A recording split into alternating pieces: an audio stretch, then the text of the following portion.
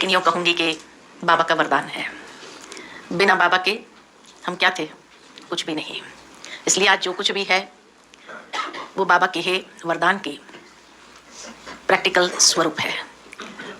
मुझे याद आता है कि ये वरदान भी मुझे कैसे मिला कि जब हम बाबा के सामने गए थे, अव्यक्त बाबा के सामने, और उस समय बाबा ने श्रीमत दी कि बच्चे समय कम है, गफलत मत करो, सेवा में लग जाओ।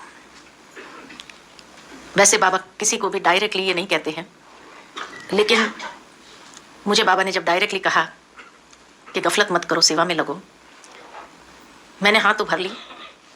लेकिन फिर मुझे आया कि बाबा मुझे बोलना नहीं आता है। जब मैंने ये बाबा से कहा बाबा मुझे बोलना नहीं आता है, क्योंकि मेरी शुरू से पर्सनालिटी रिजर्व नेचर की थी, बहुत कम बातों में आने का। मैंने कहा मुझे बोलना नहीं आता है। तब बाबा ने ये वरदान दिया था कि बच्चे थोड़ा समय यहाँ रहोगी ना, सीख जाओगी। और शायद बाबा के आज्ञाकारी बनकर के चलना यही उस वरदान को साकार कर दिया कि उसके बाद मैंने दूसरा थॉट अपने मन में नहीं लाया कि कैसे होगा, मुझे कुछ आता नहीं है। नहीं, बाबा ने कहा मना हो गया। बाबा ने कहा मना, भले मेरी इच्छा थी आगे पढ़ने की, लेकिन बाबा ने कहा तो पढ़ाई छोड़ दी। दादियाँ इसीलिए हमेशा कहती थे झाटकू है। जिस तरह कोई झाटकू मरता है, चिल्लाता नहीं है, वो बलि स्वीकार की जाती है। तो ऐसे ही झाटकू बलि होने कारण भगवान ने भी स्वीकार किया, और स्वीकार करने के साथ साथ जो योग्यता भरनी थी समय अनुसार वो योग्यता भी भरी। चाहे मैनेजमेंट हो, चाहे गीता के भगवान की बात हो, हमें तो कुछ नहीं आता था, लेकिन ये बाबा की ही देन है। इसलिए बड़ाई किसकी करें? बाबा की, है ना। ये हमें भूलना नहीं चाहिए। आज भी बाबा ने मुरली में क्या कहा दादियों को? बाबा बाबा का। दादियाँ जब निकली तो बाबा बाबा करते रहे, और उस बाबा बाबा शब्द ने ही जैसे वारिस क्वालिटी बनाई। कितने वारिस बच्चे बाबा के उस समय निकले। तो आज का जो विषय है कि समस्या का हल तपस्या, मैं सोच रही थी समस्या की जड़ क्या है, तो आज ये भी बाबा ने उत्तर दे दिया कि समस्या की जड़ है मैं। दुनिया में भी ये कहा जाता है कि problems are the creation of a weak mind. कमजोर दिमाग की ये उपज है, और इसीलिए समस्याएं आती है, प्रॉब्लम्स आते हैं। तो जहां मन कमजोर पड़ता है वहां समस्या खड़ी होती है। इसीलिए तपस्या आवश्यक है। लेकिन तपस्या और योग में क्या अंतर है? योग करना और तपस्या करना, दोनों में कोई अंतर है? क्या अंतर है? तपस्या स्व के लिए करते और योग सबके लिए करते हैं सर। तपस्या और योग में क्या अंतर है? तपस्या धारणा मूर्त बनने के लिए करते हैं, योग माना बाबा से मिलन मनाने के लिए। जी, योग चलते फिरते और तपस्या बैठ के करनी होती है।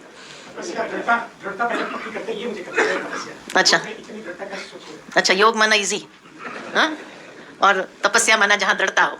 और भी कोई डेफिनेशन?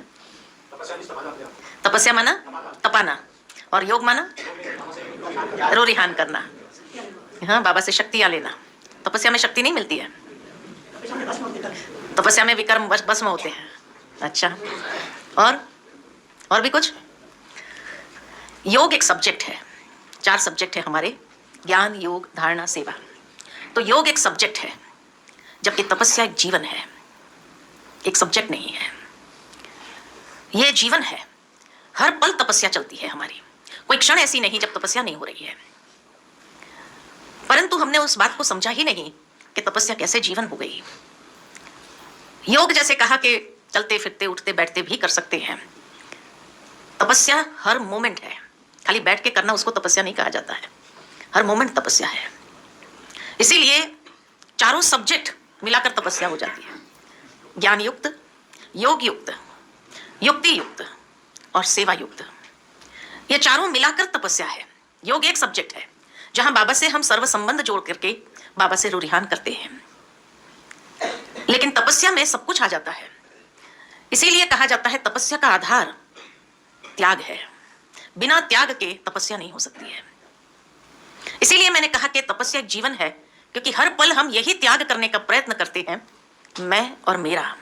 दुनिया के अंदर स्थूल त्याग दिखाया गया है, लेकिन यहां बाबा ने हमसे बहुत सूक्ष्म त्याग करने के लिए कहा है। बाबा की मुझे वो 7 मुरलियां याद आती है त्याग के ऊपर, कि जिसमें कितनी सूक्ष्म से सूक्ष्म लेवल तक बाबा त्याग की बात करते करते करते लास्ट में कहा सर्वंश त्याग, है ना। तो इसीलिए कहा त्याग यही आधार है, यही फाउंडेशन है तपस्या का। दुनिया में भी आप देखो, कोई भी तपस्वी तभी कहलाता है जब उसने बहुत कुछ त्याग किया होता है, लेकिन उनका त्याग स्थूल है। इसीलिए कई बार कई लोग हमसे ये भी पूछ लेते हैं कि आप लोग तपस्वी कैसे अपने आप को कहते हैं, आप सब तो कोई जैनियों की तरह चलना नहीं होता है, ये नहीं करना होता है, वो नहीं करना होता, ऐसा नहीं करना होता है। तो तपस्या किस आधार पर है? लेकिन जो वो स्थूल त्याग भी करते हैं, उस स्थूल त्याग के लिए भी कहीं ना कहीं सूक्ष्म भाव है, परंतु डायरेक्ट सूक्ष्म भाव तक नहीं पहुंच सकते, तो वो वाया पहुंचते हैं। इसीलिए बाबा ने हम बच्चों को कहा, ये तपस्या का आधार जो त्याग है, जो सूक्ष्म से सूक्ष्म मैंपन और मेरापन। मैं समझती हूं कि प्रतिदिन की साकार मुरली, कभी भी बाबा की मुरली, कोई भी मुरली उठाकर देखो, बाबा कहते बच्चे देह अभिमान का त्याग करो, देह अभिमान को छोड़ो। सिंपल शब्द में कहते हैं साकार मुरली में, बहुत सरल लैंग्वेज बाबा की है कि बच्चे देह अभिमान को छोड़ो, आत्म अभिमानी बनो, देही अभिमानी बनो। बार बार बाबा हमारा ध्यान उसी की ओर खींचवाता है। तो इसलिए कहा कि त्याग इतना सूक्ष्म है, और जब ये त्याग करने की हिम्मत आती है स्वयं में, तब हमारी तपस्या आरंभ होती है। अगर ये त्याग करने की हिम्मत ना आए तो तपस्या प्रैक्टिकल में नहीं हो सकती है। तपस्या का मतलब ये नहीं कि मैं एक जगह 8 घंटा बैठ जाऊं, उसी को तपस्या कहे, नहीं। मैं 8 घंटा बैठ भी जाती हूं, लेकिन अगर अंदर में व्यर्थ चल रहा है तो कोई तपस्या नहीं है, it's a waste of time. इसलिए बाबा ने आज जो तपस्या की परिभाषा बताई है इनडायरेक्ट वे में, कि जहां समय, श्वास, संकल्प आपके सफल हो रहे हैं, एक एक सेकंड भी आपके संकल्प में समर्थी है, ये आपकी तपस्या है। अगर ये सब व्यर्थ में जा रहे हैं, दुनिया के लोगों के लिए हम तपस्वी नहीं कहते उनको, क्योंकि उनका व्यर्थ का खाता बहुत ज्यादा है। आज बाबा ने इसीलिए कहा, मैंने खाता देखा आप सबका, है ना, और क्या रिजल्ट अनाउंस किया बाबा ने, बहुत कम है। हम वर्णन तो कर लेते हैं कि हाँ मैंने ये किया, ये खाता भी मेरा जमा है, ये खाता, लेकिन बाबा ने इनडायरेक्ट देखा कि कहीं ना कहीं व्यर्थ का लीकेज ज्यादा है। इसलिए हम अपनी अवस्था बनाते हैं, सुबह अमृत वेला करेंगे, मुरली सुनेंगे, उसमें से कुछ प्रेरणा लेकर के यहां तक पहुंच जाएंगे, अवस्था को ऊंचा उठाएंगे, लेकिन फिर दिन भर में व्यर्थ चलता चलता चलता चलता क्या हो गया, जहां थे वहीं आ गए। फिर दूसरे दिन मेहनत करते हैं, यहां तक लाए, फिर सारा दिन व्यर्थ चला, व्यर्थ संकल्प, व्यर्थ शक्तियां गवाई, व्यर्थ श्वास गवाए, बस नीचे आ गया, है ना। तब बाबा ने ये सीजन की जितनी मुरली चलाई है, 4-5 मुरली अब तक जो चली है, उसमें बाबा ने जो विशेष अंडरलाइन कराई है, व्यर्थ का खाता समाप्त करो। व्यर्थ भी एक प्रकार की इंप्योरिटी कहा बाबा ने, व्यर्थ भी एक प्रकार की इंप्योरिटी है, और ये इंप्योरिटी हमारी तपस्या को फलीभूत नहीं होने दे रही है, क्योंकि जहां हम उसको सफल नहीं कर रहे हैं, व्यर्थ के खाते में ज्यादा जा रहा है, तो समस्याएं तो रोज खड़ी होनी है। समस्या का कारण ही क्या है? प्रैक्टिकल अगर देखा जाए कि कोई भी समस्या का मूल कारण क्या है, तो जहां कहीं पर भी हमारी कमजोरी का प्रयोग होता है, वहां से समस्या आरंभ होती है ना। और इसीलिए जितना व्यर्थ चलता है तो समस्या तो उत्पन्न होगी। इसलिए सबसे पहली बात कि तपस्या किसको कहा जाए, तो बाबा ने उसकी परिभाषा बताई है, दृढ़ता संपन्न अभ्यास। दृढ़ संकल्पधारी बनो, दृढ़ संकल्पधारी। अब दृढ़ संकल्पधारी बनने के लिए क्या करना पड़ेगा? संकल्पों की क्वालिटी को देखना पड़ेगा कि मेरे संकल्पों की क्वालिटी क्या है। अगर मेरे संकल्पों की क्वालिटी नेगेटिव और वेस्ट ज्यादा है, तो दृढ़ता उसमें रह नहीं सकती है, दृढ़ संकल्पधारी नहीं बन सकते, है ना, वो कमजोर कर देता है हमारे फाउंडेशन को। इसीलिए दृढ़ संकल्पधारी बनना जरूरी है। कई बार कई लोग कहते हैं मैंने कई बार दृढ़ संकल्प किया, लेकिन क्या करें, ढीला हो जाता है संकल्प। मधुबन में दृढ़ संकल्प करके आते हैं, पर यहां आने तक ढीला हो जाता है, कर ही नहीं पाते हैं। पता नहीं क्यों ऐसा होता है, क्यों होता है?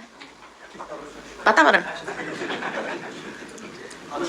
मैनेजमेंट में हम लोग कहते थे, you are responsible for whatever is happening in your life. आपके जीवन में जो कुछ भी होता है उसके लिए जिम्मेवार न वातावरण है, न लोग हैं, न परिस्थितियां हैं, कोई नहीं, मैं खुद हूं।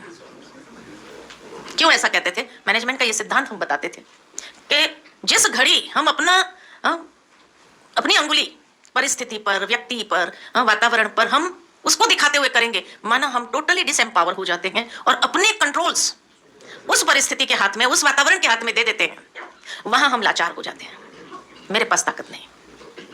जिसको हम मैनेजमेंट लैंग्वेज में कहते हैं कि do not give the locus of control in the hands of others.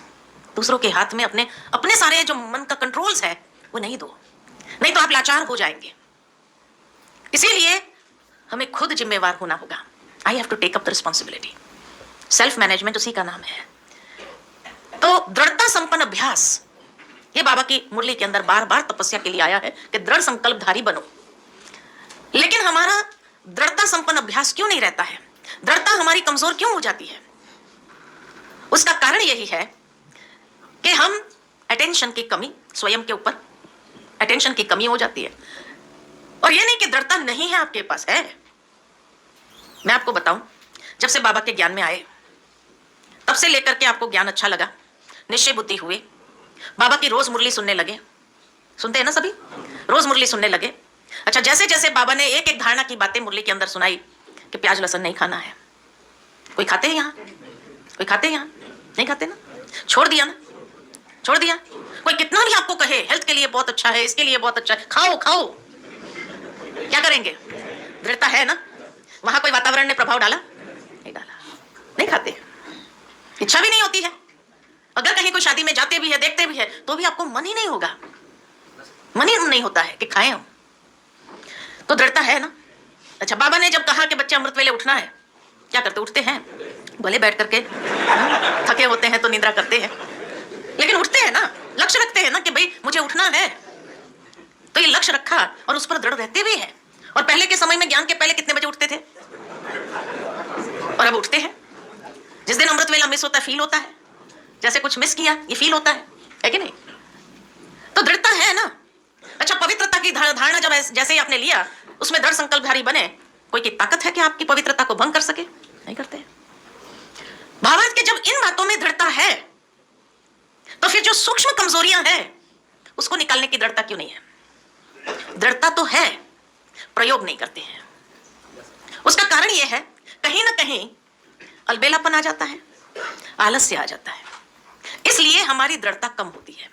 बाकी यह नहीं कि आप में दृढ़ता की कमी है, दृढ़ता है। कोई की ताकत नहीं है कि आपकी कोई भी धारणा को तोड़ सके। आप इतने दृढ़ संकल्पधारी है उसमें। तो इसलिए कहा कि दृढ़ता संपन्न अभ्यास जब करना है, बस उसमें एक चीज नहीं आने देनी है कि कहीं पर भी डनलप के तकिए नहीं लगाने हैं। डनलप के तकिए माना, डनलप के तकिए माना सहूलियत नहीं लेनी है।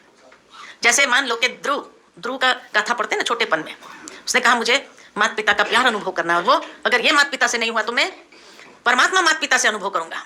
और उसके लिए वो दृढ़ संकल्पधारी हो गया, एक टांग पर खड़ा रहूंगा। उसको कहा तपस्या। दृढ़ संकल्पधारी होकर के उसने अभ्यास किया उस चीज का। वहां कोई सहूलियत नहीं ली कि भाई सारा दिन तो मैं एक टांग पर खड़ा रहूंगा, रात को मैं सो जाऊंगा। नहीं कि भाई सारा समय तो मैं बाहर तपस्या करूंगा एक टांग पर खड़ा होकर, लेकिन बारिश आ गई तो मैं अंदर आकर के खड़ा हो जाऊंगा। कोई सहूलियत नहीं। जहां सहूलियत नहीं ली तो वहां उसकी तपस्या को भंग करने की किसी की ताकत नहीं रही।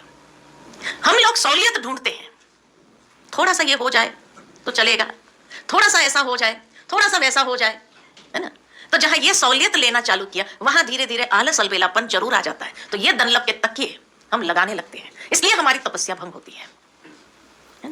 तो दृढ़ संकल्पधारी हो जाना, जैसे रामायण के अंदर दिखाया कि भाई वो अंगद गया रावण के दरबार में और पैर जमा दिया उसने, और जमा कर कहा कि इसको हिलाकर दिखाओ। अगर हे रावण तूने हिला दिया तो सीता मैया तेरी। कमिटमेंट कर दिया एकदम। सारे यहां मंदिर से ना पूरा हक्के बक्के रहे, ये क्या बोल रहा है अंगद, है ना? ऐसा थोड़ी करना चाहिए। और अगर रावण ने पैर हिला दिया तो क्या होगा? ये कहा सीता मैया तेरी। रावण हंसता है, अरे वानर, तेरे को तो मैं क्या हिलाऊं, मेरे सारे महारथी तेरे को हिला देंगे, तो हिलाकर दिखाओ। एक एक करके उसके दरबार के महारथी आए हिलाने के लिए, कोई नहीं हिला सका। रावण थोड़ा ये हो गया, अरे कोई नहीं हिला सकता है। तो वो खुद उठता है और खुद उठ करके जैसे ही जाता है उसके पैर पकड़ने के लिए, जोर से पैर हिला दिया खुद ही, और कहा अरे पैर पकड़ना है तो श्री राम के पकड़ो, मेरे क्यों पकड़ रहा है? युक्ति युक्त है ना? हिला दिया तो सीता मैया दे देनी पड़ेगी, और मेरा पैर क्यों पकड़ रहा है? उसका पैर पकड़ तुम, जो तेरा वो कल्याण करेंगे, उद्धार करेंगे। तो बुद्धि रूपी पैर को जहां जमा दिया वहां से कोई हिला नहीं सकता है। यह है तपस्या हमारी। 1 घंटे की नहीं होती है, लाइफ टाइम की है। ये लाइफ टाइम की है, इसलिए कहा तपस्या एक जीवन है, योग एक सब्जेक्ट है ना? फिर जब वो आया सारे वानर उसको घेर लिया, अरे तो ऐसा कैसा बोल सकता है? तो कहा देख पैर रखना काम मेरा, हिले ना हिले वो उसका काम। इतना विश्वास, इतना विश्वास, इतना निश्चय बुद्धि कि कोई हिला ना सके हमारे उस दृढ़ता को, इतना निश्चय पक्का हो, कोई हिला करके तो दिखाए। तो निश्चय बुद्धि विजयती, दृढ़ता में सफलता है। आज बाबा ने स्लोगन दूसरा कहा, सफल करो और सफलता लो, लेकिन दृढ़ता में सफलता भी है। तो जहां बुद्धि को जमा दिया एक दृढ़ संकल्प में, वहां से कोई हिला नहीं सकता है। माया क्या रावण भी आ जाए तो भी हिला नहीं सकता। एक मुरली में बाबा ने कहा, रावण तो क्या रावण का बाप भी आ जाए ना तो भी हिला नहीं सकता। रावण का बाप कौन है? रावण का बाप कौन है पता है? शिव बाबा है, क्योंकि रावण सबसे बड़ा भक्त था शिव का, है ना। यानी स्वयं साक्षात परमात्मा मेरी टेस्ट लेने आ जाए, वो भी मुझे उस दृढ़ संकल्प से हिला ना सके, उसको कहा जाता है तपस्या। ये तपस्या। दूसरा तपस्या माना एकाग्रता पूर्ण अभ्यास, उसमें एकाग्र हो जाए। बाबा की एक मुरली मुझे याद आती है जिसमें बाबा ने तपस्या की परिभाषा बताते हुए कहा, इकोनॉमी, एक नामी और एकाग्रता। इकोनॉमी हो, व्यर्थ ना जाए मेरे समय संकल्प श्वास, ये व्यर्थ ना जाए। एक नामी हो, एक के अंत में समाना है। एकांत उसी को कहा, एक के अंत में समा जाए, एक नामी। और एकाग्रता पूर्ण अभ्यास, यानी मन बुद्धि हमारी कहीं भटके नहीं। मन के भटकने के कितने स्थान हैं? कहां कहां जाता है मन? कहां कहां जाता है? मनुष्य के मन के भटकने के 3 द्वार है जहां से वो जाता है। या तो मनुष्य का मन व्यर्थ में जाता है, या तो मनुष्य का मन संबंधों में जाता है ना, कोई ना कोई संबंधी याद आ जाते हैं। पत्नी याद आई, बेटा याद आया, बेटी याद आई, माना कोई ना कोई संबंध खींचता है।